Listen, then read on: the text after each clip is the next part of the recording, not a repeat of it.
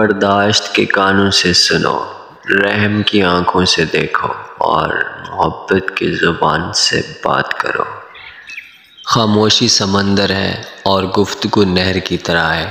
تجھے سمندر تلاش کر رہا ہے، تو نہر کی تلاش نہ کر۔ کسی بھی چیز سے پریشان ہونے کی ضرورت نہیں ہے اے میرے دل، نہ تو یہ درد ہمیشہ رہنے والا ہے اور نہ ہی یہ زندگی۔ جب دنیا والے تمہیں گھٹنے ٹیکنے پر مجبور کر دیں تو یہی بہترین وقت ہے سجدے کا۔ اپنے آپ میں کچھ کمال پیدا کر تاکہ دوسروں میں کمال دیکھ کر تم کہیں غم میں نہ پڑ جاؤ۔ خواہش کے سام کو ابتدا میں ہی مار دینا چاہیے، اگر دیر کرو گے تو یہ بڑھتے بڑھتے اژدہا بن کر تمہارے قابو سے باہر ہو جائے گا۔ اپنے اندر تبدیلی کی کوشش کرنی چاہیے، اولیاء اللہ کی صحبت اختیار کر، تیرے اندر تبدیلی پیدا ہو جائے گی۔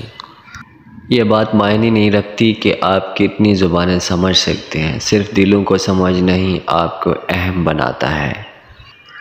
اگر تم قرآن کو آنکھوں سے دیکھو گے تو الفاظ نظر آئیں گے، دماغ سے دیکھو گے تو علم نظر آئے گا، دل سے دیکھو گے تو محبت نظر آئے گی، اور اگر روح سے دیکھو گے تو تمہیں خدا نظر آئے گا۔